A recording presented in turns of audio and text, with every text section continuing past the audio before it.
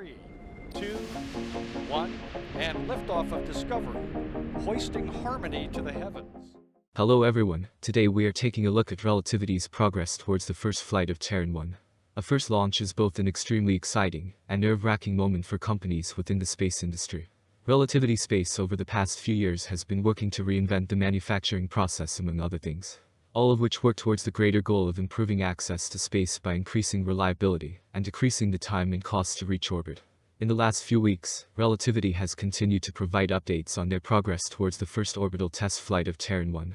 Only weeks from now we are expecting to see a launch that will have a big impact, not only on Relativity, but possibly the space industry as well. This being said, reaching orbit is an immensely difficult task that few have successfully achieved. We recently saw Astra fail to reach orbit with a launch vehicle that has had successful launches before. Even very successful companies such as SpaceX had a lot of trouble reaching orbit on its initial launches. Relativity will likely face similar challenges. Here I will go more in depth into the recent updates from the company, what they are still working on, and when we should expect to see Terran 1 launch. At the current rate, it seems like almost every day Relativity is providing more updates on its progress and what's next leading up to the launch.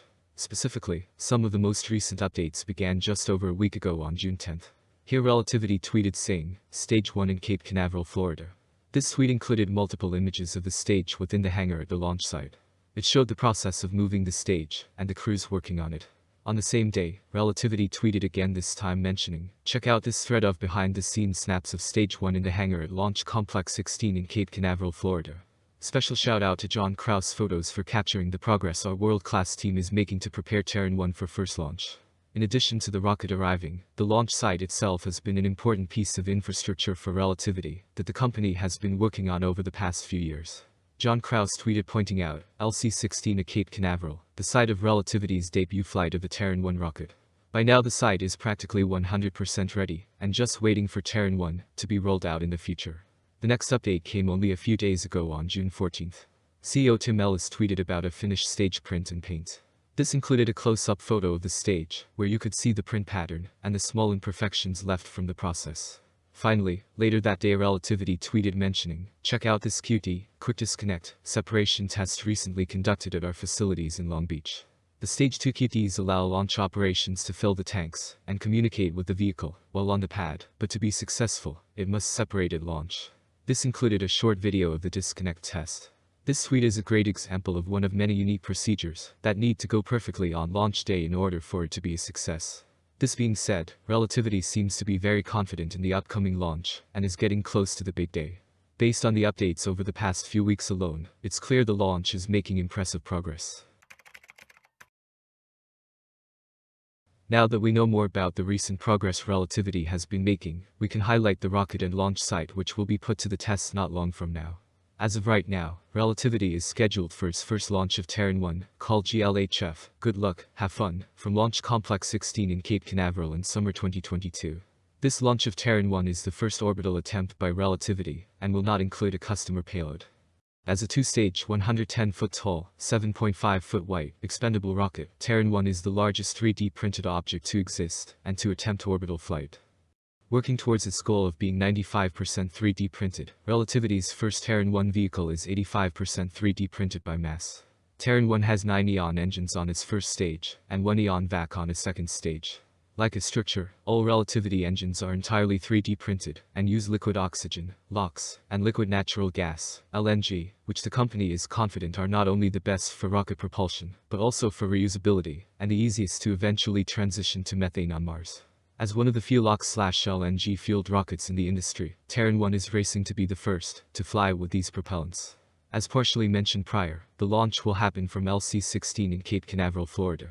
This was a launch complex built for use by LGM-25 Titan missiles, and later used for NASA operations, before being transferred back to the US military, and used for tests of MGM-31 Pershing missiles.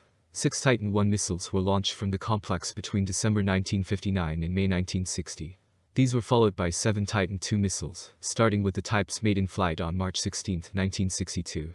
The last Titan II launch from LC-16 was conducted on May 29, 1963. It was announced on January 17, 2019, that Relativity Space had entered a 5-year agreement to use LC-16 for its Terran 1 orbital launch vehicle, and eventually its Terran R.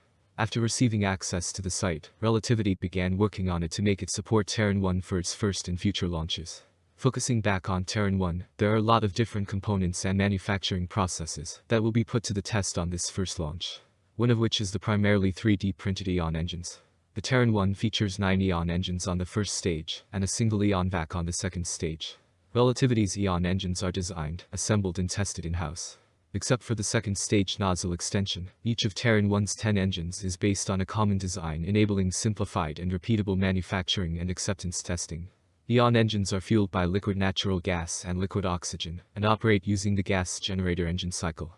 Each engine uses 2 turbopump assemblies for thrust and mixture ratio control. One for liquid natural gas and one for liquid oxygen. The thrust chamber is regeneratively cooled with liquid natural gas, which is then injected into the main combustion chamber and burned with liquid oxygen to produce the required thrust. By now, Eon has completed 500+ test fires. In terms of Terran 1's performance, the rocket provides direct injection and multi-burn launch services to a variety of target orbits, delivering as much as 1,500 kilograms into orbit. Relativity selects which launch site supports each mission based on customer-specified orbit requirements. Terran 1 is built for high injection accuracy, and its standard mission design includes trajectory and separation analyses, as well as collision avoidance maneuvers and deorbit as required. Typical circular mission design includes 4 burns.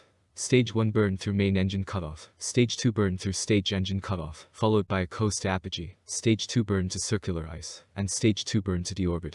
Relativity highlights that the design of Terran 1 provides a predictable and controlled launch environment, allowing for simplified payload design requirements. Terran 1 can support both industry standard and custom interfaces, using commercially available adapter and separation hardware, in addition to mission-specific designs. Environmental control systems maintain clean, thermally controlled payload environments. Terran 1 has a single-string avionics system designed using a combination of flight-proven off-the-shelf components and in-house designs.